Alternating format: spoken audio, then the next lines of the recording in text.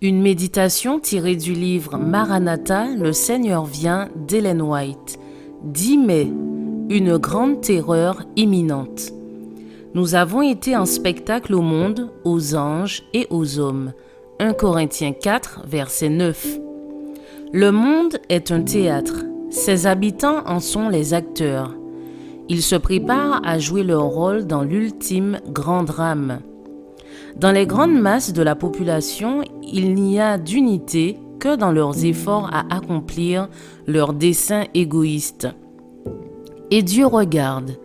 Ses volontés à l'égard de ces sujets qui se rebellent se réaliseront. Bien que Dieu permette aux facteurs de confusion et de désordre d'exercer leur domination pour un temps, le monde ne sera pas finalement abandonné aux mains des hommes. Une puissance inférieure s'acharne à préparer les dernières grandes scènes du drame. Satan, se présentant comme le Christ et usant des artifices trompeurs de l'iniquité dans le cœur de ceux qui se réunissent en société secrète. Ceux qui se laissent aller à l'envie de se grouper ainsi réalisent les plans de l'ennemi. La cause engendrera son effet. La transgression a presque atteint ses limites. La confusion règne sur le monde et une grande terreur viendra bientôt frapper les êtres humains. La fin est imminente. Ceux qui connaissent la vérité devraient se préparer en vue de ce qui va bientôt fondre sur le monde comme une accablante surprise.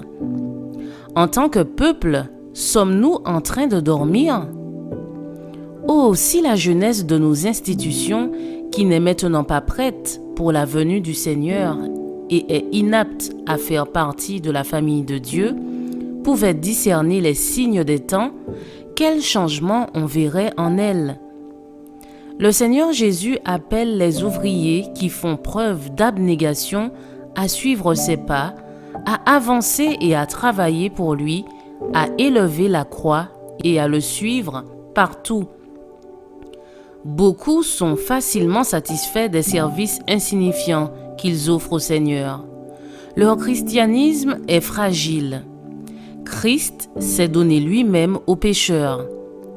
Quelle anxiété pour le salut des âmes devrait se saisir de nous en voyant les êtres humains qui périssent dans le péché. Ces âmes ont été rachetées à un prix infini. La mort du Fils de Dieu sur la croix du Calvaire est la mesure de leur valeur.